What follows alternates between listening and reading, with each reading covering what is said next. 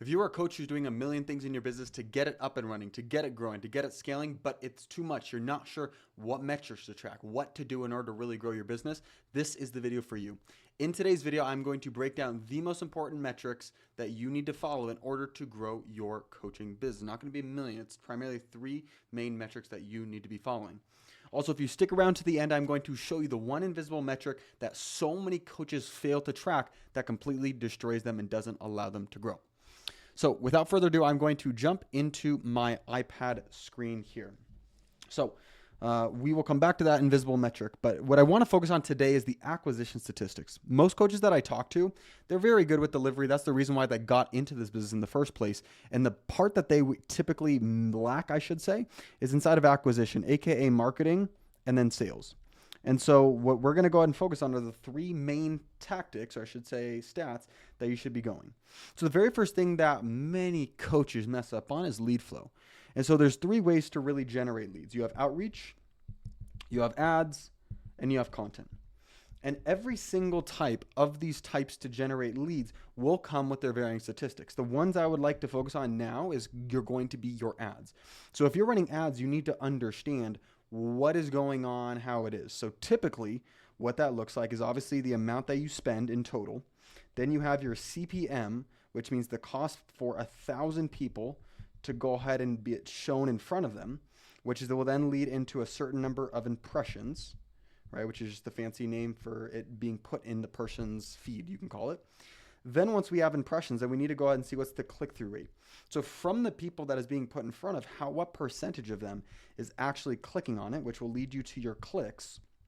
Then after clicks, it will then go down into, okay, what is your actual conversion rate, right, of it on the landing page, which will then lead to the total number of leads that you have. Obviously, each funnel is different. Some people just go straight for auto booking. Some people go for leads. This is the most traditional that I see of people going for leads and they're going for sales on the back end. So you have to go ahead and make sure that you are tracking these statistics. That's all you really need to do when it comes to lead flow, of understanding what is this and then where is the problem inside of this process. Because if you don't have the statistics, it's very difficult to understand what is broken in your business, then where should you be putting your attention? Because there's a million things that you can optimize in your business.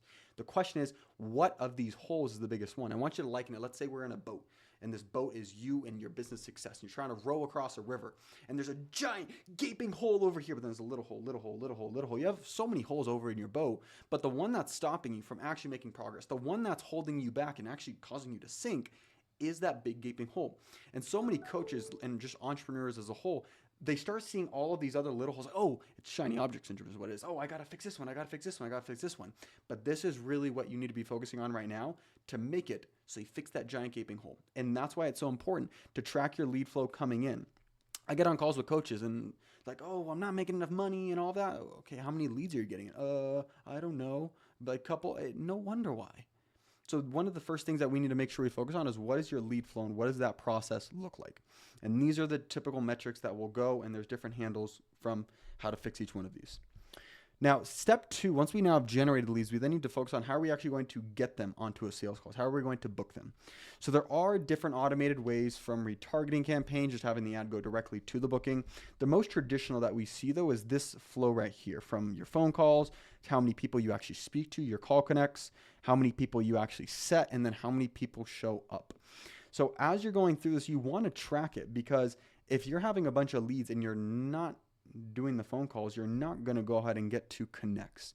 Well, you'll typically see, and it obviously varies by industry, it varies by a couple of different things, but you'll see about 10% of the people that you call will actually go ahead and turn into a connect. So if you call 100 people and then you do that, that would mean you talk to about, let's say, 10 people in total.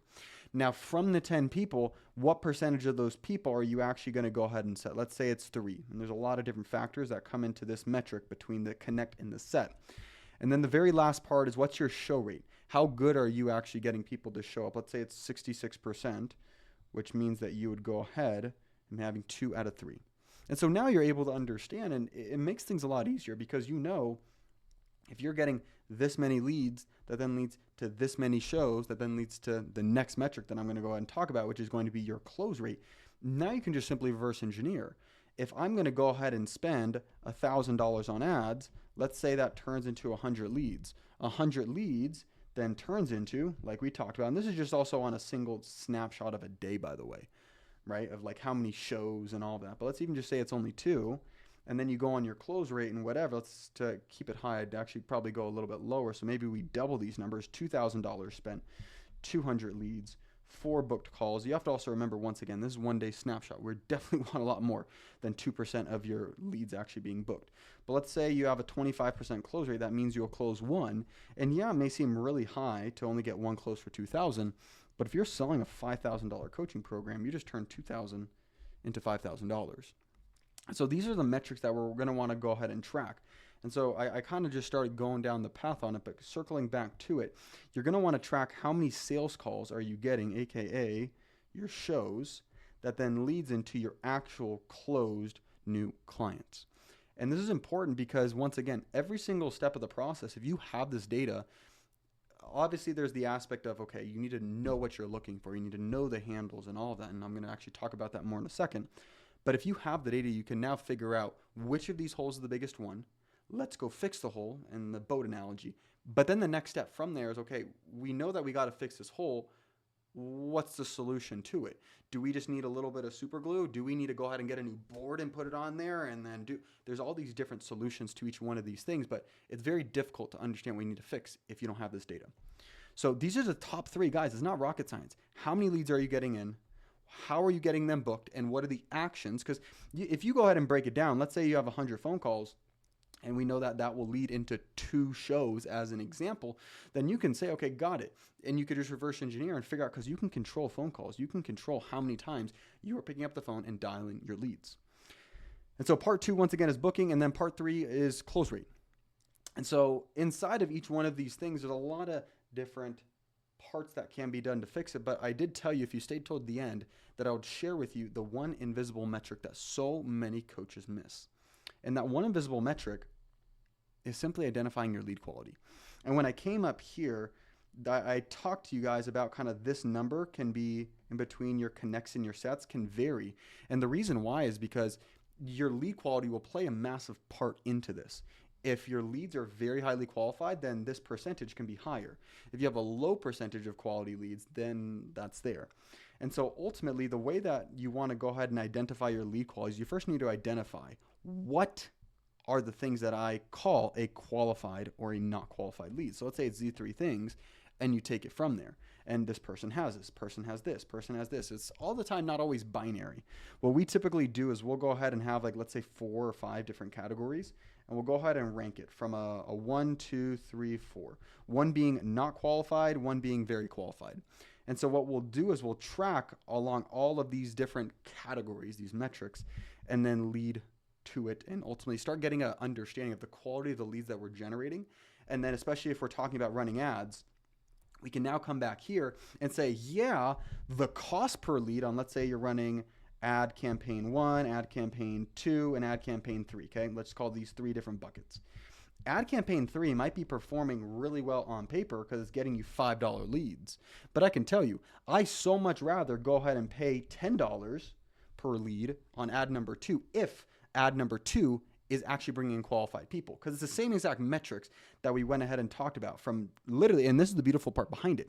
You guys can literally track from dollars spent on ads all the way down to phone calls, shows, all of that, that then leads to the bottom line.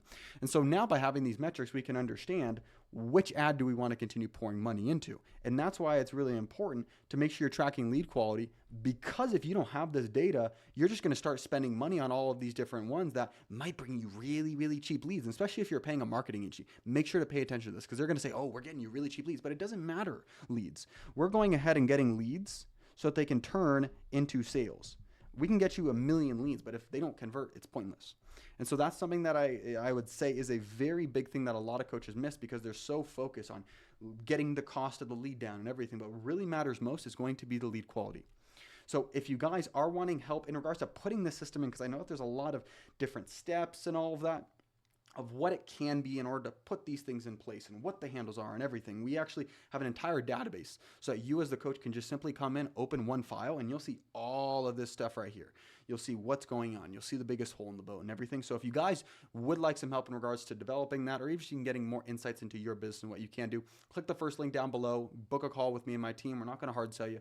Let's just have a conversation and see if we can help you with that. But anyway, coming back to it, I would like to recap one more time. I know it's repetitive, but I find it to be helpful. So number one thing you're going to want to focus on is leads into the business. If you don't have a pulse on what's going on in lead flow, it's going to be very difficult for you to go ahead and sell. Next one that we're going to want to look at is booking. How are you actually taking these leads and turning them into sales calls on your calendar? And then how are you actually taking, number three, these sales calls and turning them into paying clients? So this is all that I have for the video. The thing is, though, is that now that you've been able to go ahead and track these metrics, how do you actually increase these numbers like I was telling you? Yeah, you could have a really bad number right here, but what do you do to fix it? And that's where most coaches actually get stuck. First, we need to identify where the holes in the boat are. Now we need the solution to it. So if you guys would like a better understanding of how you can increase these numbers, how you can start improving it, go ahead and click this video right here, where I go ahead and break down exactly the steps that you need to take in order to increase all of these numbers inside of the acquisition process. Go ahead and click that right now.